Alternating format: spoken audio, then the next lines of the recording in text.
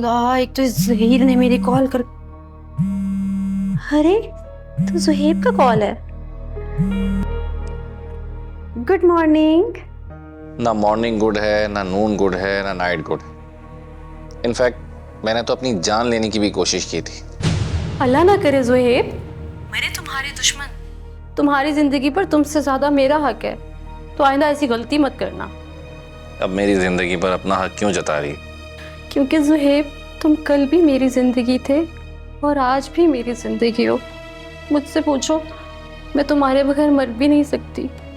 और तुम मुझसे मेरी जिंदगी का सहारा छीन कर किसी और के घर जा बैठी। ज़ुहैब, कल ही मैं इतना गिल्टी फील कर रही थी कि तुम्हारी खातिर मैं एक इतने अच्छे इंसान को धोखा दे रही हूँ, उससे तलाक लेने की कोशिश कर रही हूँ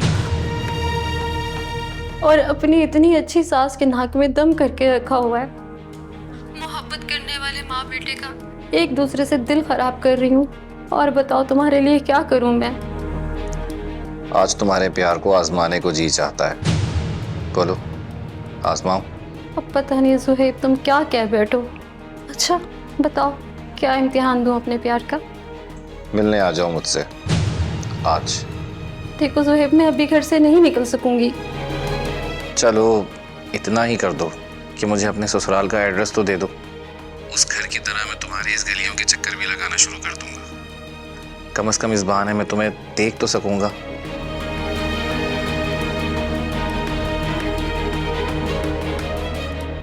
इस बारी के बच्चे को तो घर से निकालना होगा।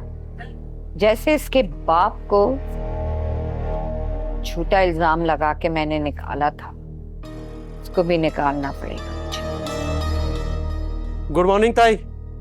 सुनो, गुड मॉर्निंग के बच्चे, रुको। ताई मैं लेट हो चुका हूँ ऑलरेडी। कोर्ट जाना है एक जरूरी काम से, बाद में आके बात करता हूँ। ये आजकल बहुत कोर्ट कचहरी के चक्कर नहीं लग रहे हैं तुम्हारे? है कोई मेरा पर्सनल काम? ओ, पर्सनल काम? तुम्हारा क्या है पर्सनल काम? मुझे अच्छी तरीके से पता है। मेरे मियाँ को वरगला के ये घर अपने नाम कर रहे हो। आपने भी तो वर्गलाया था ना उनको।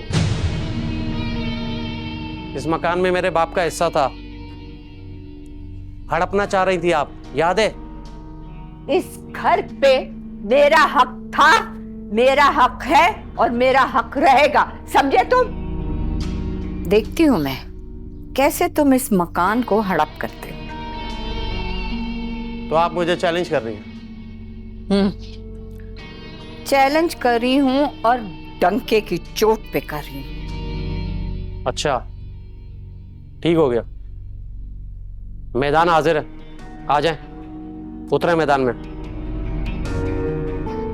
इसका मतलब है कि तुम पूरी तैयारी के साथ इस घर में आए हो, है ना? कोई तैयारी नहीं की मैंने, ना इस मकान में मेरी कोई बुरी नीयत है। वो तो ताजी की खुशी के लिए मैंने हिस्सा लिया इस मकान में, बस। और तुम? बस बहुत हो गया, अब ना चुप करके सुनो जो मैं बोल रहा हूँ। बहुत हो गई तुम्हारी होशियारियां।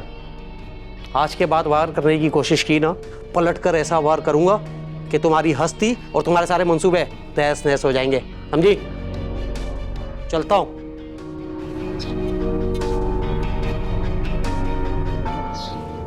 ये मौका तो बहुत कठिन हो गया।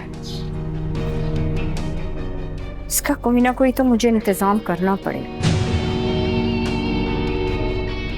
देखती हूं मैं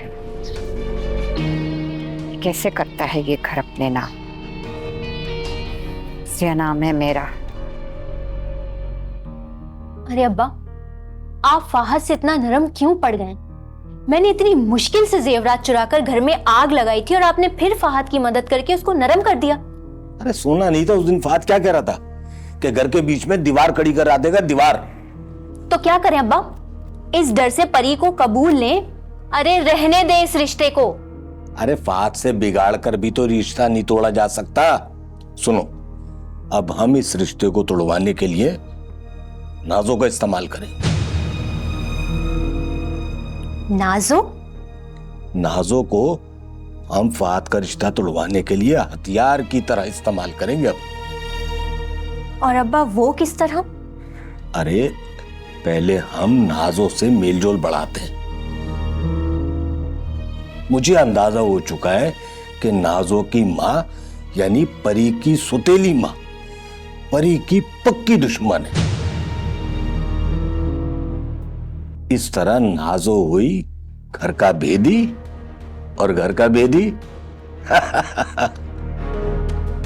लंका ढाए।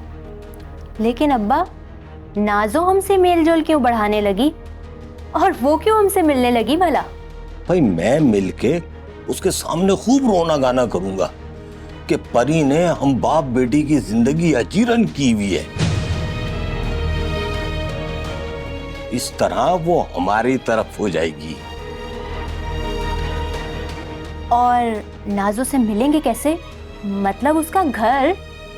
अरे तुम्हें याद है ना कि मैं गया था उनके यहाँ जब फाद ने मुझे भेजा था अपनी सास के लिए। घर तो मेरा देखा हुआ है। अरे वाह अब्बा, तो फिर कब मिलने जाएंगे आप नाजो से? भाई कहती हो तो मैं आज ही चला जाता हूं। अरे हाँ हाँ अब्बा, आज ही चले जाएं, बल्कि अभी चले जाएं। ठीक है।